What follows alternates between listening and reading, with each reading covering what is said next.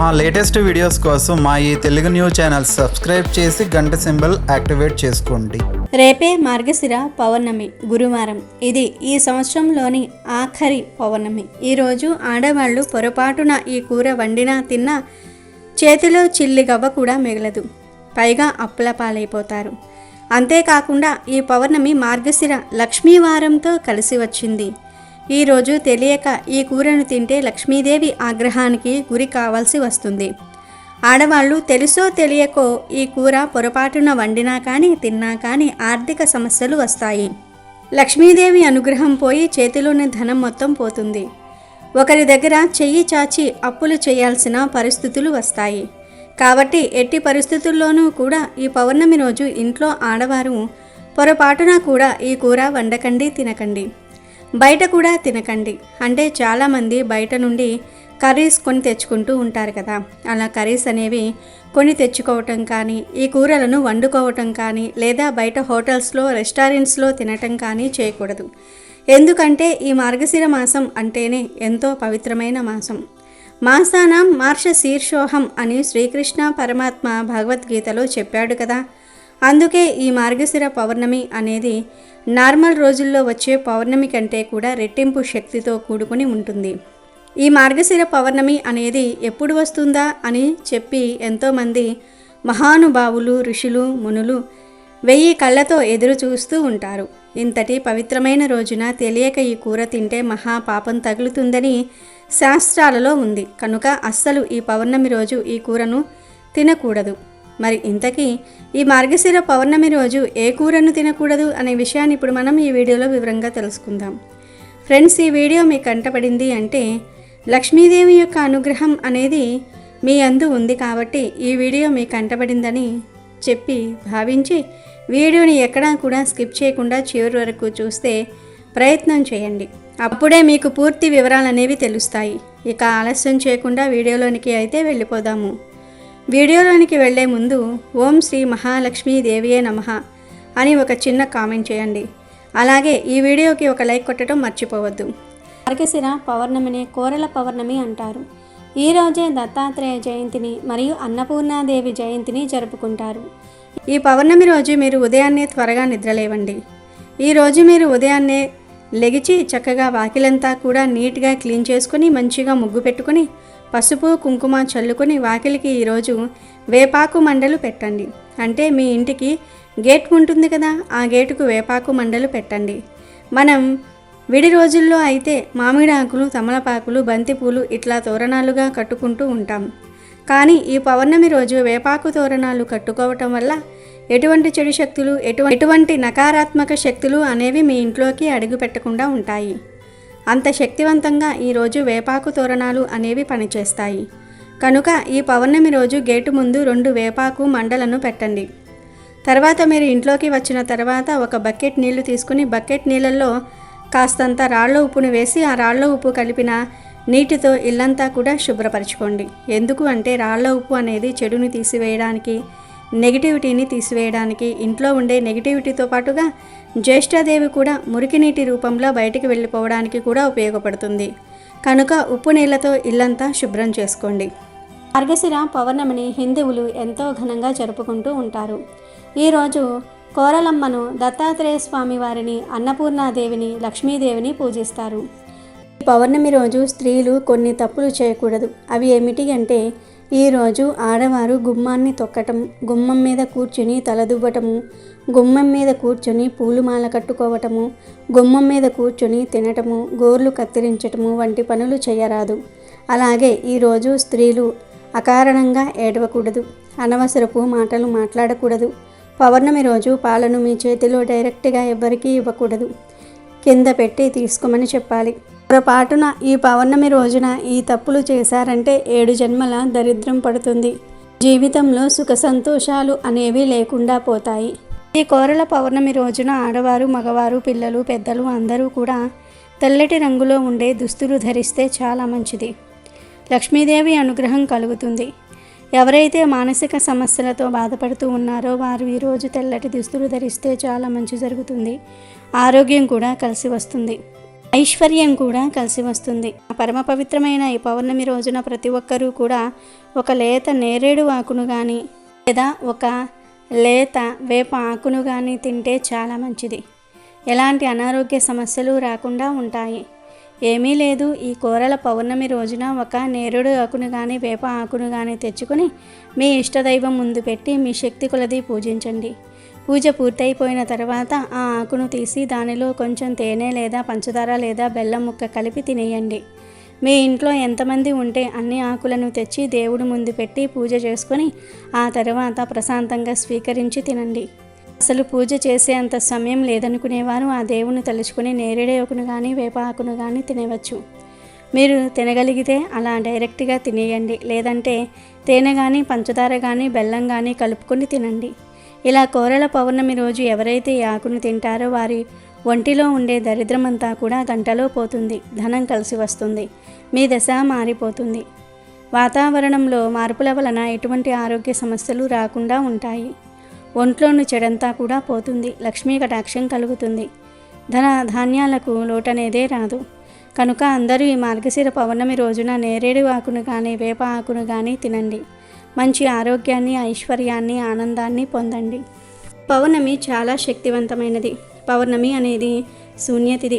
ఎవరైతే మానసిక సమస్యలతో బాధపడుతూ ఉన్నారో వారు ఈ పౌర్ణమి రోజున ఒక గ్లాసులో పాలు పోసి ఆ పాలల్లో బియ్యం కలిపి ఆ పాలను చంద్రుడి వెలుగులో ఉంచాలి. ఎవరైతే మానసిక సమస్యలతో బాధపడుతూ ఉన్నారో వారు కూడా కాసేపు పౌర్ణమి చంద్రుడి వెలుగులో కూర్చోవాలి. ఇలా ఒక అరగంట సేపు బెల్లం కలిపిన పాలను చంద్రుడి వెలుగులో ఉంచి, అంటే డాబా పైన కానీ ఇంటి ముందు అరుగు మీద కానీ ఎక్కడైతే చంద్రుడి కిరణాలు చంద్రుడి వెలుగు ఉంటుందో అక్కడ బెల్లం కలిపిన పాలను ఉంచి ఆ తర్వాత ఎవరైతే మానసిక సమస్యలతో బాధపడుతూ ఉన్నారో వారితో ఈ పాలను తాగించాలి. ఇలా చేయటం వలన మానసిక రుగ్మతలు తొలగిపోతాయి. మనసుకు చాలా ఉల్లాసంగా ఉంటుంది.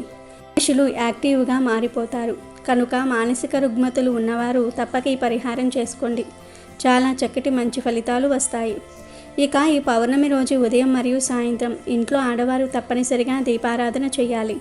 అలా దీపారాధన చేసేటప్పుడు వెలుగుతున్న దీపంలో చిటికెడు గంధం పొడిని వేస్తే చాలా మంచిది. ఇలా ఈరోజు గంధం పొడి వేసి దీపారాధన చేస్తే లక్ష్మీదేవి అనుగ్రహం కలుగుతుంది. భార్యాభర్తల మధ్య ఎటువంటి గొడవలు రాకుండా ఉంటాయి. అన్యోన్యత పెరుగుతుంది. ఇంటికి చాలా మంచిది. కనుక ఈ పౌర్ణమి రోజున అందరూ ఉదయం సాయంత్రం చిటికెడు గంధం పొడి వేసి దీపారాధన చేయండి. మార్గశిర పౌర్ణమి ఎంతో శక్తివంతమైన పౌర్ణమి. ఈరోజు రాత్రి చంద్రుని కిరణాల్లో అమృతం నిండి ఉంటుంది. పాపపుణ్యాల ఫలితాలే స్వర్గ నరకాల ప్రవేశాలకు కారణమవుతూ ఉంటాయి. ఎవరు ఆలయానికి వెళ్ళినా పూజామందిరం దగ్గర కూర్చొని భగవంతుడిని ఆరాధించిన పుణ్య ఫలాలను ప్రసాదించమనే కోరుకుంటూ ఉంటారు. తెలియక చేసిన పాపాల నుంచి విముక్తిని కలిగించమనే కోరుకుంటూ ఉంటారు. నిప్పు తెలిసి తాకినా తెలియక తాకినా కాలి తీరుతుంది. అలాగే పాపం అనేది తెలిసి చేసినా తెలియక చేసినా జన్మ జన్మల పాటు వెంటాడుతూ ఉంటుంది. పాపాలన్నీ కూడా నరకానికి దారిని ఏర్పాటు చేస్తాయి. అక్కడ జీవుడు పడే యాతన అంతా ఇంతా కాదు. అందుకే నరక బాధలను అనుభవించే పరిస్థితి రాకూడదని అంతా కోరుకుంటూ ఉంటారు. మృత్యు భయం లేకుండా ఉండాలంటే, నరక బాధలు పడకుండా ఉండాలంటే యమధర్మరాజు అనుగ్రహం కావాలని శాస్త్రాలలో చెప్పబడుతుంది. అందరి ప్రార్థనను ఆయన ఆలకించి అనుగ్రహించే రోజుగా మార్గశిర పౌర్ణమి చెప్పబడుతుంది. దీనినే కోరల పుణ్యమిగా పిలుస్తూ ఉంటారు. ఈ పుణ్యమి యమధర్మరాజుకు ఎంతో ప్రీతికరమైనది. ఈ రోజున ఆయనను పూజించటం వల్ల శాంతించి అనుగ్రహిస్తాడని అంటారు. ధర్మరాజు అనుగ్రహమే ఉంటే నరక బాధలు తప్పుతాయి. నరక బాధల నుంచి తప్పించే పౌర్ణమి కావటం వలన దీనిని నరక పౌర్ణమిగా కూడా భావిస్తూ ఉంటారు. కార్తీక పౌర్ణమి నుండి మార్గశిర పౌర్ణమి వరకు యమధర్మరాజు కోరలు తెరుచుకుని ఉంటాడు. ఈ రోజుల్ని యమత్రష్టలుగా చెప్తూ ఉంటారు. మార్గశిర పౌర్ణమితో అనేక రకమైన వ్యాధులు, అనారోగ్య సమస్యలు తొలగుతాయి. కనుక కృతజ్ఞతాపూర్వకంగా ఈరోజు యమధర్మరాజును ఆరాధిస్తారు. ఇక కోరల పున్నమి రోజున కుడుములు చేసి వాటిని ఉరికి కుక్కలకు వేయటం కొన్ని ప్రాంతాలలో కనిపిస్తూ ఉంటుంది. శునకం కాలభైరవుడి వాహనంగా చెప్పబడుతుంది కాబట్టి ఈ విధంగా చేయటం వలన ఆ స్వామి అనుగ్రహం కూడా లభిస్తుందని అంటారు. దంత సంబంధమైన దోషాలు, వ్యాధులు రాకుండా ఉంటాయని విశ్వసిస్తూ ఉంటారు. అంతేకాదు ఈరోజు కోరల అమ్మవారిని పూజిస్తారు. కనుక కోరల పౌర్ణమి అని పేరు వచ్చింది. కోరల అమ్మవారు సాక్షాత్తు చిత్రగుప్తుడి సోదరి. మార్గశిర పౌర్ణమి రోజున చిత్రగుప్తుడు తన చెల్లెలి ఇంటికి వస్తాడు. అన్నయ్య చిత్రగుప్తుడు ఇంటికి రావడంతో చెల్లెలు కోరల ఆనందంతో ఘనమైన విందుని ఏర్పాటు చేస్తుంది. చిత్రగుప్తుడు చెల్లెల్ని ఆశీర్వదిస్తూ మార్గశిర పౌర్ణమి రోజు ఎవరైతే కోరలను పూజిస్తారో వారికి నరక బాధలు, అపమృత్యు భయం ఉండదని వరం ఇస్తాడు. చిత్రగుప్తుడిపై గల అభిమానంతో ఆయన మాట నెరవేరేలాగా తాను కూడా సహకరిస్తాడని యమధర్మరాజు సమర్థిస్తాడు. అప్పటి నుంచి మార్గశిర పౌర్ణమి రోజున కోరలమ్మను పూజించడం ప్రారంభమైంది. రోజు కోరలమ్మకు మినప రొట్టెను నైవేద్యంగా సమర్పించాలి. మార్గశిర పౌర్ణమి రోజు కోరలమ్మను పూజిస్తే ఆమె అనుగ్రహం కలిగి నరక బాధలు, అపమృత్యు భయాలు తొలగిపోతాయి. ఇలా కోరల పున్నమి ఎంతో ప్రత్యేకతను సంతరించుకొని కనిపిస్తుంది. ప్రత్యేకించి ఈరోజు గోవు కనిపిస్తే ఆ గోవుకు ప్రత్యేకమైన ఆహారం పెట్టి ఈ మాట అంటే చాలు మీ దశ మారిపోతుంది. ఘోర నరకాలు తప్పుతాయి, రాజయోగం పడుతుంది, తరతరాలకు తరగని ఐశ్వర్యం వస్తుందని శాస్త్ర పండితులు చెప్తూ ఉన్నారు. ఈ పౌర్ణమి రోజు నానబెట్టిన పెసరపప్పు గోమాతకు పెట్టడం వల్ల ఇంద్రియ నిగ్రహ శక్తి పెరుగుతుంది. నానబెట్టిన కందిపప్పు పెట్టడం వల్ల రుణ బాధలు తీరిపోతాయి. నానబెట్టిన మినప్పప్పును పెట్టడం వల్ల సంపూర్ణ ఆరోగ్యాన్ని పొందుతారు. పచ్చి శనగపప్పు పెట్టడం వల్ల కుటుంబ కలహాలు దూరమవుతాయి. అన్నంలో చిటికెడు ఉప్పు, పసుపు కలిపి ఆ అన్నాన్ని గోవుకు ఆహారంగా పెడితే ధన సమస్యలు పోతాయి, తీరిపోతాయి, సంపాదన పెరుగుతుంది. ఈ పౌర్ణమి రోజు ఉడికించిన ఆలుగడ్డలను గోవుకు ఆహారంగా పెట్టడం వల్ల నరఘోష పోతుంది. అలాగే ఈరోజు ఆవుకు క్యారెట్ ఆహారంగా పెట్టడం వల్ల వ్యాపార అభివృద్ధి చెందుతుంది. బీట్రూట్, పాలకూరను కలిపి గోవుకు ఆహారంగా పెట్టడం వల్ల ఐశ్వర్యం కలుగుతుంది. ఈ పౌర్ణమి రోజు గోవుకు దోసకాయను ఆహారంగా పెట్టడం వల్ల శత్రువులు మిత్రులవుతారు. టమాటాను ఆహారంగా పెట్టడం వల్ల వివాహ ప్రాప్తి కలుగుతుంది. నానబెట్టిన శనగలను ఈరోజు గోవుకు ఆహారంగా పెట్టడం వల్ల మనలో ఆధ్యాత్మిక చింతన ఏర్పడుతుంది. రాగిపిండి మరియు బెల్లము కలిపి గోవుకు పెడితే మనకు ఉన్న దరిద్రాలు తొలగిపోతాయి. ఈరోజు గోవుకు వంకాయను ఆహారంగా పెట్టడం వల్ల సంతాన ప్రాప్తి కలుగుతుంది. ఈ పౌర్ణమి రోజు గోవుకు అరటి పండ్లు ఆహారంగా పెట్టడం వల్ల ఉన్నత పదవులు కలుగుతాయి. ఈరోజు బెండకాయను పెట్టడం వల్ల మనోధైర్యం కలుగుతుంది. దొండకాయను ఈ పౌర్ణమి రోజు గోవుకు పెట్టడం వల్ల మనోవ్యాధి తొలగిపోతుంది. ఇలా ఈ పౌర్ణమి రోజు ఆయా పదార్థాలను భక్తితో గోవులకు సమర్పించుకుంటే మీకు ఉన్న సమస్యలు సులభంగా పోతాయి. తరతరాలకు తరగని ఐశ్వర్యం వస్తుంది. ఇలా మీరు గోవుకు ఆహారం పెట్టిన తర్వాత 3 సార్లు ఓం నమో భగవతే గోమాత్రే నమః అనే మంత్రాన్ని పఠిస్తే సకల దేవతల అనుగ్రహం కలుగుతుంది. ఘోర నరకాలు తప్పుతాయి, కష్టాలన్నీ కూడా పోతాయి, లక్ష్మీదేవి అనుగ్రహం కలుగుతుంది, మీ దశ మారిపోతుంది, రాజయోగం పడుతుంది. శ్రీ దత్తాత్రేయ జయంతిని మార్గశిర శుక్ల పూర్ణిమ నాడు జరుపుకుంటూ ఉంటారు. త్రిమూర్తులు బ్రహ్మ, విష్ణు మరియు మహేశ్వర్ల అవతారమైన దైవ స్వరూపులు దత్తాత్రేయ స్వామివారు. దత్త అనే పదానికి సమర్పించిన అనే అర్థం ఉంది. త్రిమూర్తులు అత్రి మహర్షి మరియు అనసూయ దంపతులకు పుత్రుడి రూపంలో తమను తాము సమర్పించుకున్నారు గనుక అతడికి దత్త అని పేరు వచ్చింది. అతడు అత్రి కుమారుడు కాబట్టి తన పేరు ఆత్రేయ అయ్యింది. దత్తాత్రేయుడు అంటే బ్రహ్మ, విష్ణు, మహేశ్వర్ల అంశలతో కూడిన అవతారమూర్తి. ఉపవాసము, జపం, ధ్యానం, పారాయణము, ప్రార్థనలు, భజనలు, వేడుకలు జరుపుకునేదే ఈరోజు. దత్త జయంతి రోజున తెల్లవారుజామునే భక్తులు నదీ స్నానం లేదా ఏటి స్నానం చేస్తారు. దత్తాత్రేయునికి షోడశోపచారాలతో పూజ చేస్తారు. జప ధ్యానాలకు ఈరోజు ప్రాముఖ్యం ఇస్తారు. దత్తాత్రేయుని యోగ మార్గం అవలంబిస్తామని సంకల్పించుకుంటారు. ఈరోజు దత్త చరిత్ర, గురు చరిత్ర, అవధూత గీత, జీవన్ముఖ గీత, శ్రీపాద వల్లభ చరిత్ర, నృసింహ సరస్వతి చరిత్ర, షిరిడి సాయిబాబా చరిత్ర, శ్రీదత్త దర్శనం వంటివి పారాయణం చేస్తారు. ఈరోజు ఉపవాసం ఉండటం కూడా ఆనవాయితీనే. సాయం వేళల్లో భజనలు చేస్తారు. దత్తాత్రేయ ఆలయాలలో ప్రత్యేక పూజలు చేస్తారు. అలాగే మార్గశిర మాసంలో వచ్చే పౌర్ణమిని కోరల పౌర్ణమి అని కూడా అంటారు. ప్రతి సంవత్సరం మార్గశిర పౌర్ణమి రోజు కోరల పౌర్ణమి జరుపుకుంటూ ఉంటారు. హిందూ పురాణాల ప్రకారం కార్తీక పౌర్ణమి నుండి మార్గశిర పౌర్ణమి వరకు యమధర్మరాజు తన కోరలు తెరుచుకొని ఉంటాడు. అందువల్ల అనేక రకాల వ్యాధులు, అనారోగ్య సమస్యలు వస్తూ ఉంటాయి. ఎలాంటి అనారోగ్య సమస్యలు రాకుండా ఉండేందుకు ఈ మార్గశిర పౌర్ణమి రోజు యమధర్మరాజును ఆరాధిస్తారు. ఈ మార్గశిర పౌర్ణమిని కోరల పున్నమి లేదా నరక పౌర్ణమి అని కూడా పిలుస్తారు. ఈరోజు కోరల అమ్మవారిని పూజిస్తారు కనుక కోరల పౌర్ణమి అని పేరు వచ్చింది. కోరల అమ్మవారు సాక్షాత్తు చిత్రగుప్తుడి సోదరి. మార్గశిర పౌర్ణమి రోజున చిత్రగుప్తుడు తన చెల్లి ఇంటికి వస్తాడు. అన్నయ్య చిత్రగుప్తుడు ఇంటికి రావటంతో చెల్లెలు కోరల ఆనందంతో ఘనమైన విందుని ఏర్పాటు చేస్తుంది. చిత్రగుప్తుడు చెల్లిని ఆశీర్వదిస్తూ మార్గశిర పౌర్ణమి రోజు ఎవరైతే కోరలను పూజిస్తారో వారికి నరక బాధలు అపమృత్యు భయము ఉండదని వరం ఇస్తాడు. చిత్రగుప్తుడిపై గల అభిమానంతో ఆయన మాట నెరవేరేలా తాను కూడా సహకరిస్తానని యమధర్మరాజు సమర్థించాడు. అప్పట్నుంచి మార్గశిర పౌర్ణమి రోజున కోరలమ్మను పూజించటం ప్రారంభమయ్యింది. ఈరోజు కోరలమ్మకు మినప రొట్టెను నైవేద్యంగా సమర్పించాలి. అలాగే ఈరోజు చంద్రుణ్ణి పూజించాలి. చంద్రవ్రతం చేయాలని పురాణాలు చెప్తూ ఉన్నాయి. మార్గశిర పౌర్ణమి రోజు కోరలమ్మను పూజిస్తే ఆమె అనుగ్రహం కలిగి నరకబాధలు అపమృత్యు భయాలు తొలగిపోతాయి. మార్గశిర శుద్ధ పౌర్ణమి నాడు దత్తాత్రేయ స్వామివారు జన్మించారు. ఈరోజు గురువును పూజిస్తే చాలా మంచిది. లేదంటే దగ్గరలో దత్తాత్రేయ స్వామివారి సన్నిధానం ఉంటే కనుక అక్కడికి వెళ్ళి ఒక నమస్కారం చేసుకోండి. అలాగే ఈ మార్గశిర పౌర్ణమిని కోరల పున్నమి అంటారు. ఈ పున్నమి రోజు ప్రాతకాలంలో ఒక పని చేస్తారు. అదేమిటంటే కుక్కలకు రొట్టెలు చపాతీలు పెట్టేవారు కూడా అది కొరికి పెడుతూ ఉంటారు. ఎందుకంటే కార్తీక మార్గశిర మాసాలు యమ ద్రష్టలు ఈ సమయంలో యముడు కోరలు తెరుచుకుని ఉంటాడు. ఈ సమయంలో మరణాలు ఎక్కువగా సంభవిస్తూ ఉంటాయి. మనం గమనిస్తే ఈ కాలంలోనే చాలామంది చనిపోతూ ఉంటారు. ఎందుకంటే ఈ సమయంలో యముడికి కోరలు వస్తాయి. ఇలాంటి అపమృత్యు దోషాలను తొలగించుకోవడానికి కుక్కలకు ఆహారం పెట్టాలని పెద్దలు చెప్తూ ఉంటారు.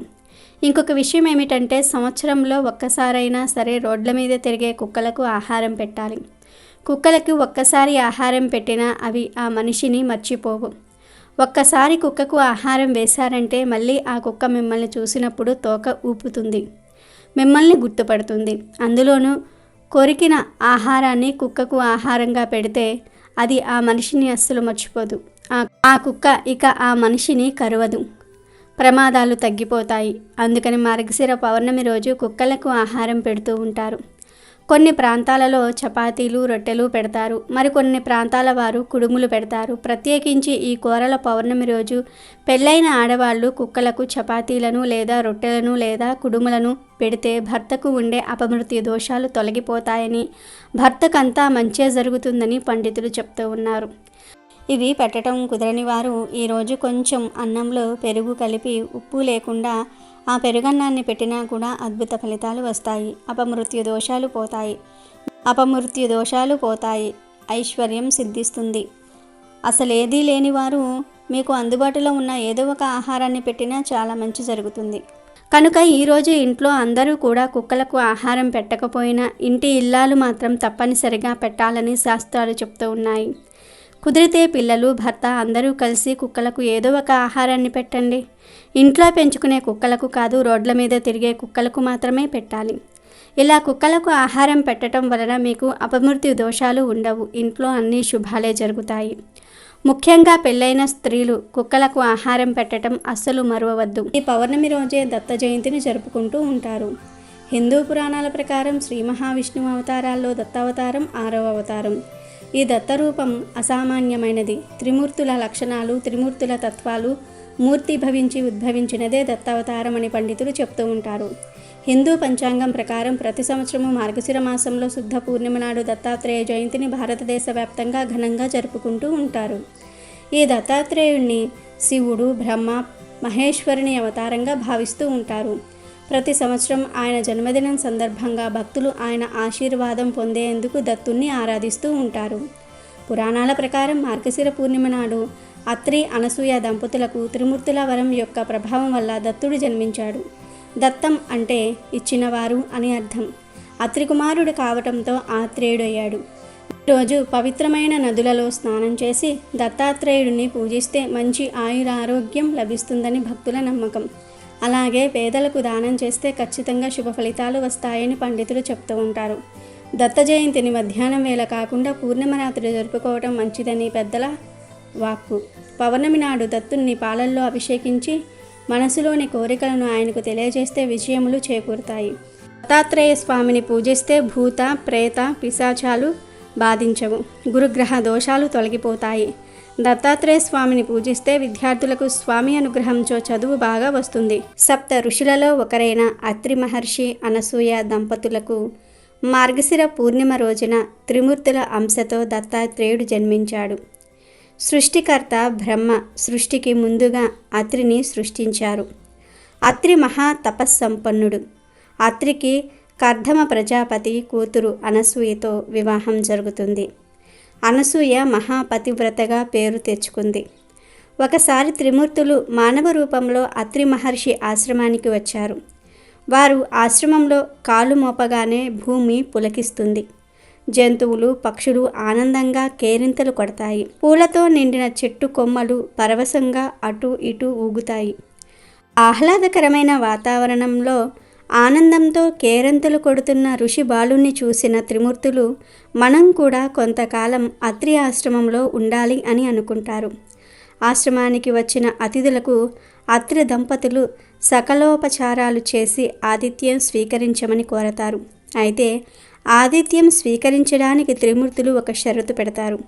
అనసూయ శరీరంపై ఎటువంటి వస్త్రాలు లేకుండా నగ్నంగా వడ్డించాలని షరతు పెట్టారు.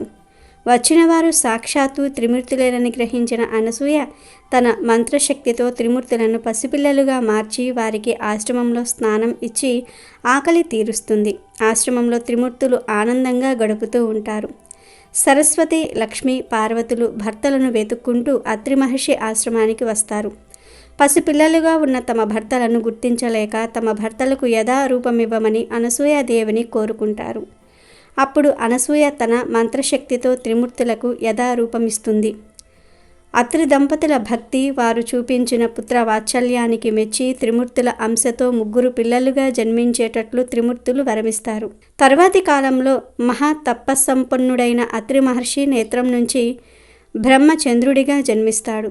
అనసూయ గర్భమున శ్రీ మహావిష్ణువు దత్తాత్రేయుడుగాను పరమేశ్వరుడు దుర్వాస మహర్షిగాను జన్మిస్తారు.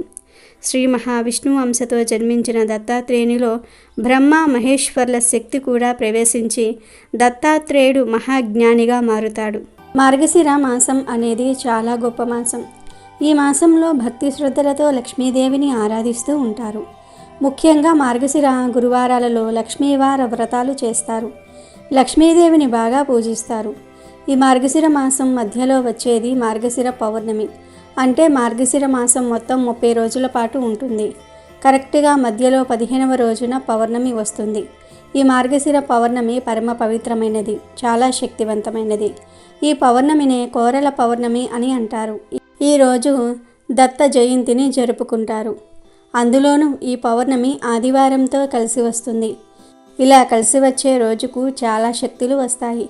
కాబట్టి ఈ పౌర్ణమి చాలా పవర్ఫుల్.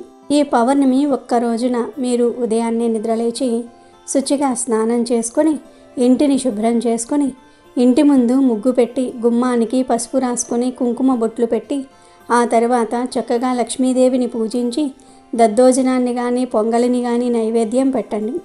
మార్గశిర మాసంలో ఈ ఒక్క పౌర్ణమి రోజు ఇలా లక్ష్మీదేవిని పూజిస్తే ఈ నెలంతా పూజించిన ఫలితం వచ్చేస్తుంది. కనుక స్త్రీలు తప్పనిసరిగా ఈరోజు లక్ష్మీదేవిని ఆరాధించండి. దద్దోజనాన్ని కానీ పొంగలిని కానీ నివేదన చేసి ఆ ప్రసాదాన్ని మీ కుటుంబం అంతా కూడా స్వీకరించండి. ఇలా చేస్తే అమ్మవారి అనుగ్రహంతో మీకు అన్నీ కలిసి వస్తాయి. ఈ పౌర్ణమి రోజు ఒక ప్రత్యేకమైన చెట్టును తాకితే చాలు అష్టదరిద్రాలు పోయి అష్ట ఐశ్వర్యాలు కలుగుతాయి అని శాస్త్రాలు చెప్తూ ఉన్నాయి. ఎందుకంటే హిందువులు అన్ని జీవుల్లోనూ దేవుణ్ణి చూస్తారు. అందువలనే ఆవులు వంటివి పూజనీయ జంతువులు అయ్యాయి.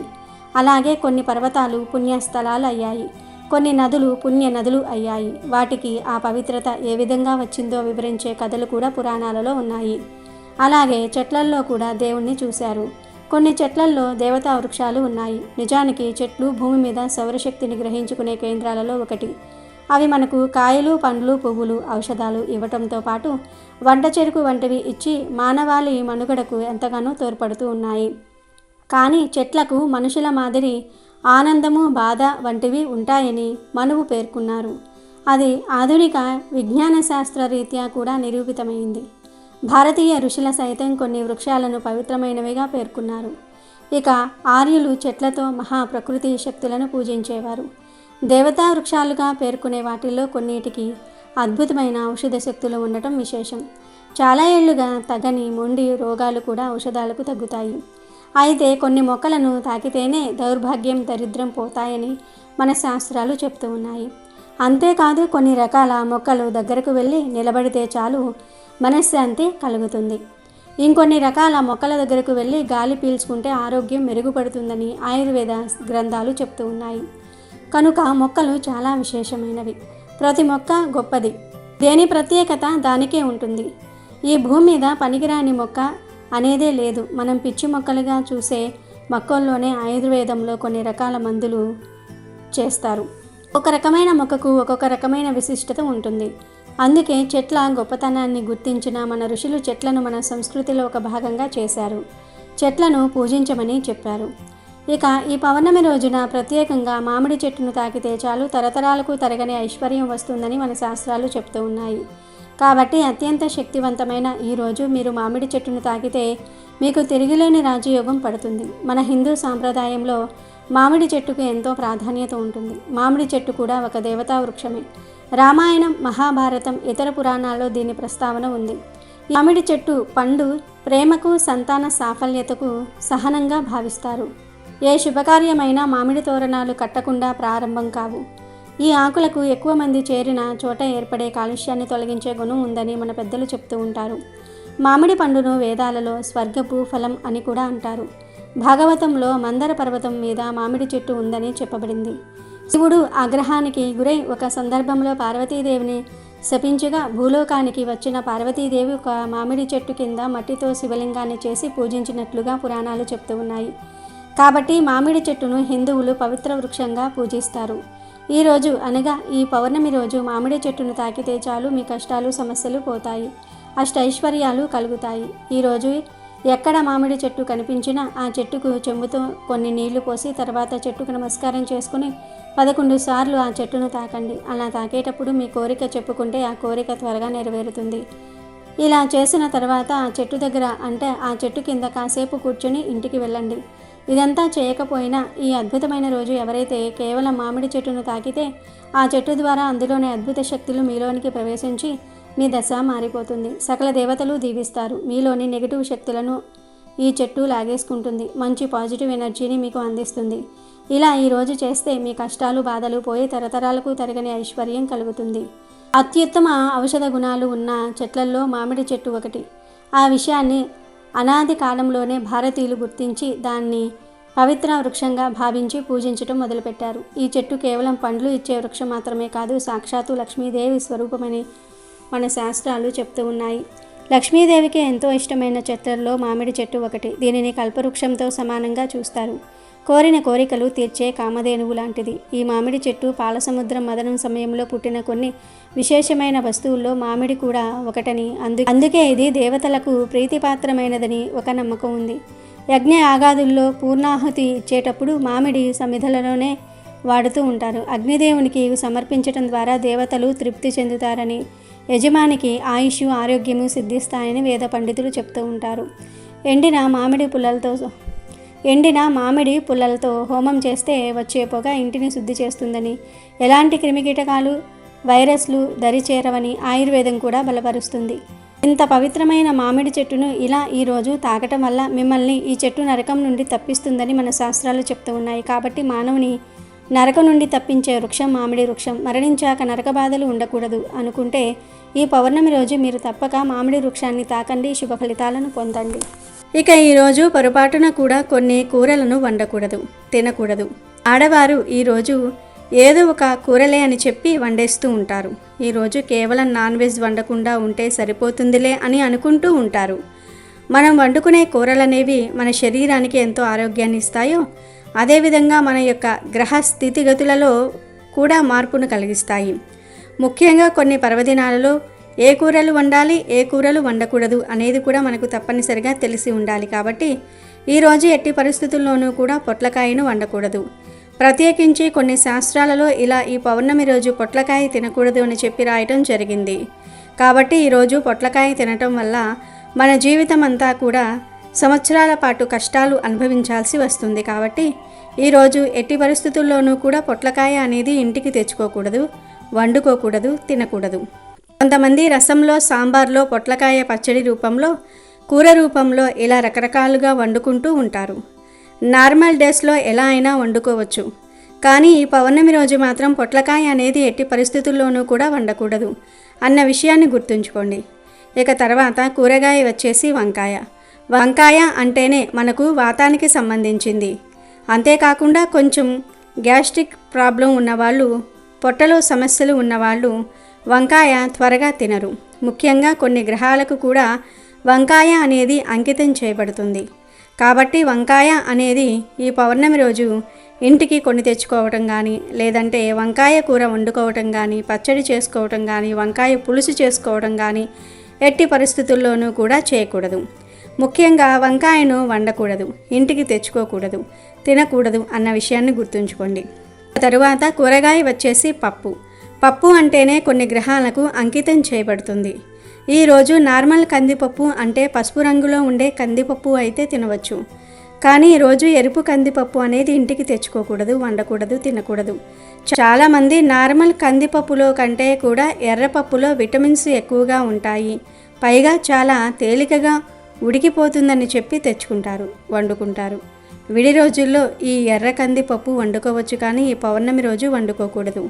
ఇక ఆ తర్వాత ఈరోజు కాలీఫ్లవర్ కూడా తినకూడదు. కాలీఫ్లవర్ కూడా ఈ పౌర్ణమి రోజు ఇంటికి తెచ్చుకోకూడదు, వండకూడదు, తినకూడదు. అలాగే ఈరోజు చిలకడ దుంప, ఇంకా చామదుంప, బంగాళాదుంప, క్యారెట్, బీట్రూట్ ఇలా దుంప జాతికి చెందినవి, కంద ఇలా కొన్ని దుంపలు ఉంటాయి కదా. ఈ దుంపలు కూడా ఈ పౌర్ణమి రోజు ఎట్టి పరిస్థితుల్లోనూ కూడా వండకూడదు, తినకూడదు, ఇంటికి తెచ్చుకోకూడదు. ఎందుకంటే పౌర్ణమి రోజు మనకు శరీరంలో శక్తి కూడా సన్నగిల్లుతుంది. చాలామందిని గమనించినట్లయితే పౌర్ణమి రోజు కొంతమంది మెంటల్గా డిస్టర్బ్ అయిపోతూ ఉంటారు. మనకు శరీరంలో శక్తి కూడా కొంచెం కోల్పోయినట్లుగా అనిపిస్తూ ఉంటుంది. అంతేకాకుండా ఈ దుంపలు మనకు కొన్ని అనారోగ్య సమస్యలను తీసుకొచ్చి పెడుతూ ఉంటాయి. అన్నీ బాగున్నోళ్లకు పర్వాలేదు, కానీ కొంచెం హెల్త్ ప్రాబ్లమ్స్ ఉన్నవాళ్ళు ఈరోజు దుంపలు తినవద్దు అని చెప్పి డాక్టర్లు కూడా చెప్తూ ఉంటారు. కాబట్టి ఈరోజు దుంపలు కూడా తినకూడదు. అలాగే ఈరోజు బూడిద గుమ్మడికాయ కూడా తినకూడదు. బూడిద గుమ్మడికాయ ఆరోగ్యానికి చాలా మంచిది. విడి రోజుల్లో చక్కగా జ్యూస్ చేసుకుని తాగండి, ఆరోగ్యానికి చాలా మంచిది. కానీ ఈ పౌర్ణమి రోజు మాత్రం దాని జోలికి వెళ్ళవద్దు. అలాగే ఈరోజు తీపి గుమ్మడికాయ కూడా తినకూడదు. ఈ యొక్క తీపి గుమ్మడికాయ కూడా ఆరోగ్యానికి చాలా మంచిది. ఇందులో ఎన్నో రకాలైన ప్రోటీన్స్, మినరల్స్, ఇంకా యాంటీ ఆక్సిడెంట్స్, రకరకాల మినరల్స్ ఇవన్నీ బాడీకి కావాల్సినవన్నీ ఉంటాయి. కానీ ఈ పౌర్ణమి రోజు మాత్రం ఇది ఇంటికి తెచ్చుకోకూడదు, వండుకోకూడదు, తినకూడదు. దిష్టి తీసివేయడానికి అయితే గుమ్మడికాయను ఇంటికి తెచ్చుకోవచ్చు, అంతేగాని తినడానికి, వండుకోవడానికి తెచ్చుకోకూడదు. ఇక చివరిగా నాన్ వెజ్ కూడా ఈరోజు తినరాదు. నాన్ వెజ్ అంటే సీ ఫుడ్ కానీ, చికెన్ కానీ, మటన్ కానీ, చేపలు కానీ, రొయ్యలు కానీ, గుడ్లు కానీ ఇవేమీ ఈరోజు ముట్టుకోకూడదు. నాన్ వెజ్ అనేది ఎట్టి పరిస్థితుల్లోనూ కూడా ఈరోజు గడప కూడా తొక్కకూడదు, గుర్తుంచుకోండి. మహాపాపం తగులుతుంది. కనుక ఈరోజు నాన్ వెజ్ జోలికి వెళ్ళవద్దు. ఇంకా ప్రత్యేకంగా ఈరోజు పుట్టగొడుగులు కూడా ఈరోజు తినకూడదు. పుట్టగొడుగులు కూడా ఈరోజు ఇంటికి తెచ్చుకోకూడదు, వండుకోకూడదు, తినకూడదు. కనుక అందరూ కూడా ఈ కూరలు తినకుండా జాగ్రత్తగా ఉండండి. ఈ పౌర్ణమి రోజు అన్నపూర్ణ జయంతిని కూడా జరుపుకుంటూ ఉంటారు. శ్రీ అన్నపూర్ణాదేవి అన్నమును ప్రసాదించే మాతృమూర్తి. అన్నం పరబ్రహ్మ స్వరూపం. అన్నం సర్వజీవనాధారం. అన్నం లేనిదే జీవులకు మనుగడ లేదు. అన్నపూర్ణాదేవి ఎడమ చేతిలో ఉన్న బంగారు పాత్రలో ఉన్న అమృత అన్నము వజ్రాలు పొదిగిన గరిటెతో సాక్షాత్తుగా ఈశ్వరునికే భిక్షను అందించే అంశము అద్భుతము. ఒకానొక శుభోదయం నాడు అమ్మవారు, అయ్యవారు కైలాస శిఖరం మీద సుఖాసీనులై ఉండగా ఎప్పటిలాగానే పార్వతీదేవి శివుడిని ప్రకృతి పురుషులలో ఎవరు అధికులు అని ప్రశ్న సంధించింది. అప్పుడు శుద్ధ సత్వమైన పురుషుని వలనే ప్రకృతికి అస్తిత్వం ఉన్నదని శివుడు చెప్పగా ఇరువురి మధ్య చిన్న వాదోపవాదాలు జరిగి ఆఖరుకు అమ్మవారు ప్రకృతి ప్రభావం తెలియజేయ సంకల్పించి తన శక్తిని ఉపసంహారం చేసి అంతర్ధానమవుతుంది.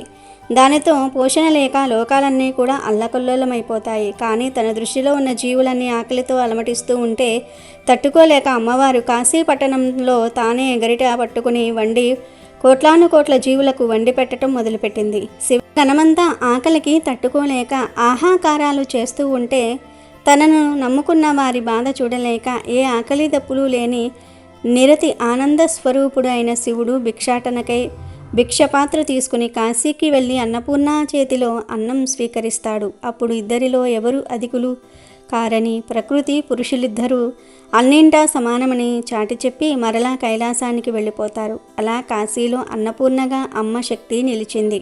ఈ పౌర్ణమి రోజున మర్చిపోకుండా రాత్రికి ఒక నిమ్మకాయతో ఇలా చేస్తే చాలు, కటిక పేదవాడు కూడా ధనవంతుడు అవుతాడు.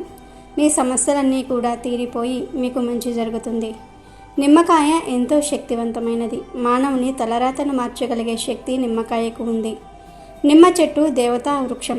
నిమ్మకాయకు దైవశక్తి, ప్రకృతి శక్తి పుష్కలంగా ఉంటాయి. ఈ పరిహారానికి పసుపు రంగులో ఉన్న ఒక పెద్ద నిమ్మకాయ అవసరం. ఎలాంటి ఘాట్లు లేదా మచ్చలు ఉండకూడదు. అటువంటి నిగనిగలాడే నిమ్మకాయలు 2 కావాలి. అంటే ఈ పరిహారానికి మొత్తం 2 నిమ్మకాయలు అవసరం. వాటిని బయట కొనుక్కోవచ్చు. 2 నిమ్మకాయలు కలిపి సుమారు 10 రూపాయలు అవుతాయి. లేదా ఇంట్లో నిమ్మకాయ చెట్టు ఉంటే చెట్టు నుండి 2 నిమ్మకాయలు కోసి వాటిని ఉపయోగించుకోవచ్చు. ఈ పౌర్ణమి రోజున చేసే నిమ్మకాయ పరిహారం చాలా శక్తివంతంగా పనిచేస్తుంది. మన చేతితో మనం చేసుకునే ఈ పరిహారం వల్ల ఇంటిపరంగా ఉన్న నరదృష్టి, నలుగురి ఏడుపులు, సంపాదన సమస్యలు అన్నీ తొలగిపోతాయి. అన్ని రకాల సమస్యల నుండి బయటపడడానికి పరిహారం చాలా బాగా పనిచేస్తుంది. మరి ఇంతకీ ఈ శక్తివంతమైన పౌర్ణమి రోజు నిమ్మకాయతో ఏం చేయాలి అనే విషయాన్ని ఇప్పుడు మనం ఈ వీడియోలో వివరంగా తెలుసుకుందాము. ఈ నిమ్మకాయ పరిహారాన్ని రాత్రి సమయంలో చేసుకోవాలి.